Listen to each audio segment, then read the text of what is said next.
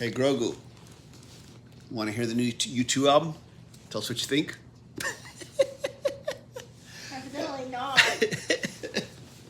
Poor guy, he was knocked out by it.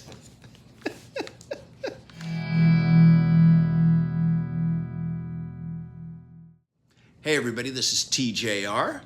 And Superfan?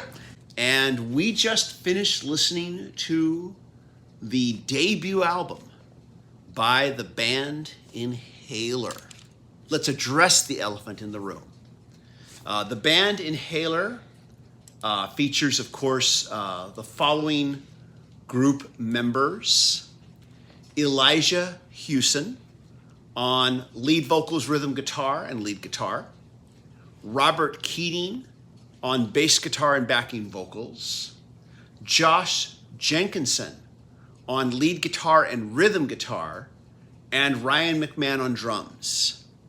And of course, as a lot of people who've probably already tuned in are aware of, Elijah Hewson's father is Paul Hewson, best known to the world as Bono, lead singer of that little itty bitty indie band called U2. And so, Superfan, I wanted you to be here for this talk because you're such a huge U2 fan. And, you know, you've listened to everything and then some. Yeah. And so, let's talk about this. Right before we started listening, I asked, we talked about the whole idea.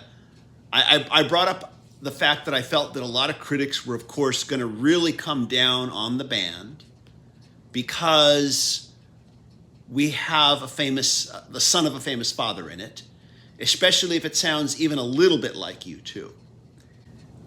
Yeah, and it sounds a lot like U2. It sounds a lot like U2, yeah.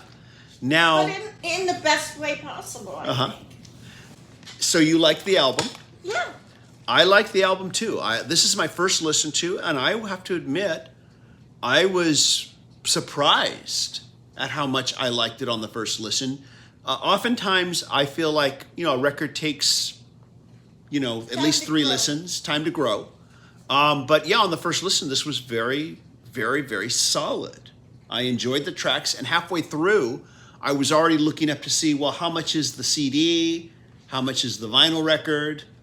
The vinyl record was on Amazon was $35 because it's in red marble. I'm like, no, thank you, but the CD's $11. That sounds more reasonable. Yeah, we'll be buying that one. Surprisingly, critical response to the album has been very positive. The band is not getting a lot of negativity for sounding like U2. His voice is his voice. Genetics are what they are. Yeah. And he can't help that. Yeah, and you're right. He can't help the fact that he sounds like his dad because, after all, he's his dad. Yeah. It's like he has his dad's voice. Julian Lennon, when he debuted, that was what everybody said. It's so eerie. He sounds so much like his dad. And critics didn't seem to hate him for it. Well, I think at that time it was because John Lennon had been taken so suddenly. Mm-hmm. It was a healing thing. Yeah, it was like John Lennon was back. You're right. There was you're probably right. That was probably a subconscious thing that a lot of people felt. Like, oh my gosh, it's as if John Lennon's back. Of course, here, we still have U2, we still have Bono. But I think what I would say is that I'm sure there will be some people who just are going to on the internet who will have to hate on this band because they need something to hate, and let's hate on them because they sound like U2. But here's the thing I would say, and I'll use Greta Van Fleet as the comparison. When Greta Van Fleet debuted with their 6-song EP, as some people called it, I feel like it's an album. I felt like there was almost no one-to-one comparison. It felt like a continuation. And when I hear this album, I feel the same way. It's a continuation. Yeah. I can't say this song sounds like Unforgettable Fire. This song sounds like Sunday Bloody Sunday. There is no comparison to be made that way. Yeah.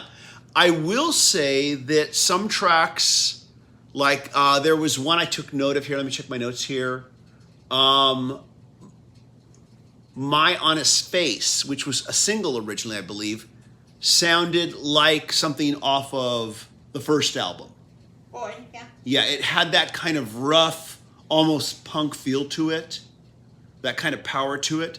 Another track I took note of here, Slide Out the Window, that one sounds like it could have come off the last album, Songs of Experience, which that album was probably U2's best album of the 21st century. The strongest album they've done since the new century. The one that had the most energy and vitality to it, in my personal opinion. Not to say the other albums have been bad, but I felt that was the most charismatic album they've done in the 21st century. But every track really felt enjoyable, fun, likable on first listen. Yeah, and there are definitely other influences here too. They have mentioned in their press that first of all, they've been very smart not to deny that there's a U2 influence. They've said that's definitely an influence. How could it not be? I mean, he grew up with Bono as his father. There's no way. Yeah, your parents are your biggest influence in life. So how could it not be a big influence on the music? And his vocals, I mean, not just the tone of his voice, but also the way that he phrases, the way that he comes up with melody lines. He's the one clearly coming up with the melody lines for the songs, at the very least. So when you look at the credits, they're all listed on each song as composers and lyricists. Yeah. So they might all be contributing. There's a few times where their producer is listed as well. You can only assume that that's true. I mean, but that has always been the U2 way as well. Yeah. So the way he vocally phrases is just so reminiscent of his father. Even when the songs may drift a little further away musically from U2, it comes back because of the way that he vocally phrases melodies. And that's just genetics. Yeah, it's just genetics, yeah. Like I said, there was a track, track 9 entitled Totally, which you felt sounded very Echo and the Bunnymen. I felt sounded kind of Motown. And we should get back to the influences with the statement I was trying to make. I got sidetracked. They have been very clear that U2 is an influence, but they've also mentioned Echo and the Bunnymen and Stone Roses as influences as well. And so even when they do move away from the sound of U2 in some respects, those vocal melodies, the way he phrases, brings it back. Of course, it's only their first album. I feel that going back to Greta Van Fleet, on their latest album, Battle at Garden's Gate, this is where they've moved the furthest away from the Led Zeppelin sounds, especially the vocalist has tried his best to get rid of the Robert Plant-isms in his vocals. And so, there's all likelihood that Inhaler, as albums progress, could grow and change, and that even, Elijah's voice could also change. Who knows? I'm not saying he has to. He could go on forever sounding like his dad, and as long as they can create a fresh sounding album like this album was that we just listened to, I would have no problems. Yeah. Let me ask you a question. Sure, yeah, go ahead. Do you think that not having ever heard U2 before, which is a big statement, if not for the vocals, do you feel that this would be a vital album that you would listen to and enjoy? If I'd never heard U2 before? Yeah. That's really hard to imagine. Because I think you get used to certain ways that really good bands phrase a song, and a lot of that comes from the vocal melody. And there are songs out there where the lyrical phrasing, the musical phrasing is very similar, like say the Beatles, and it becomes very likable for that reason. And because his phrasing is so much like Bono, I have that pull because I've heard other songs with similar phrasing, not the same melodies necessarily, but similar phrasing. The fact that I found it musically to be a fun and enjoyable album, I think speaks volumes and makes me want to say, more than likely, I would say this is a strong debut from a new band. Yeah. This is a strong debut. But there's always going to be that nostalgia. That nostalgia factor that creeps in because of how much they remind me of U2. There are worse things. There are worse things, yeah. There are worse things. There's, like I said about Greta Van Fleet, there's worse things than sounding like Led Zeppelin. Even Kingdom Come, a band that preceded Greta Van Fleet in the 90s, they sounded even, they had songs where I could make a bit of a one-to-one comparison, a little bit more of. But I remember people saying, I'd rather hear a great imitation of Led Zeppelin than all these crummy hair metal bands that have come in the wake of bands like Motley Crue and Van Halen that are crappy sounding, that are just derivative. I'd rather hear a good clone of Led Zeppelin than that.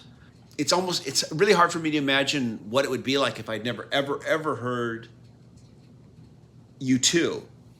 Okay. But I think it's musically strong enough that I'd probably be saying, yeah, this is really good. I like these guys.